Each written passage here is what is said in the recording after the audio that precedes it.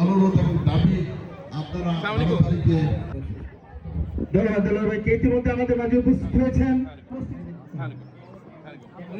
মহান আশার অসমাপ্ত কাজগুলিকে বাস্তবায়ন করার জন্য আমাকে দিচ্ছেন এই যে এলাকার রাস্তা বলেন, আপনার বিদ্যুৎ বলেন, সামনে উপস্থিত মহিলা এবং ভাই বোনদের আমরা 5ই আগস্টের পরে কিছু লোকজনকে পাচ্ছি যারা জান্নাতে টিকিট বিক্রি করে, এরা বিএফএসে টিকিট বিক্রি করে। তারা বলে যে তাদের দল করলে, তাদের সমর্থন করলে জান্নাত কনফার্ম। লা হাওলা ওয়ালা কুওয়াতা ইল্লা বিল্লাহ। আমাদের প্রিয় নবী হযরত মুহাম্মদ সাল্লাল্লাহু আলাইহি ওয়াসাল্লাম জীবদ্দশায় 10 জন সাহাবীর নাম সুনির্দিষ্টভাবে বলে গেছেন এবং তাদেরকে জান্নাতের সুখবর দিয়েছেন। তাছাড়া আমাদের এত শত সহস্র ওলামা মাশায়েখবৃন্দ আছেন, আমাদের নবীর রাসূল আছেন, কারো ব্যাপারে মহান আল্লাহ তাআলা কোনো ফয়সালা দিয়েছেন?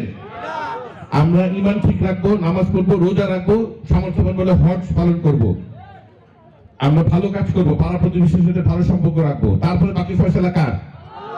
বাকি ফয়সালা তো কোনো রাজনৈতিক দলের না যে একটা দলের সমর্থন করব আর একটা দলকে ভোট দিব তাইলে জান্নাতে যাব, এর চেয়ে বড় নাফরমানি কথা হইতে পারে? এই ব্যাপারে চলেন আমরা সবাই আমরা সতর্ক হই। আমি আপনাদের সন্তান, আমরা বছরের পর বছর আপনাদের সাথে আছি।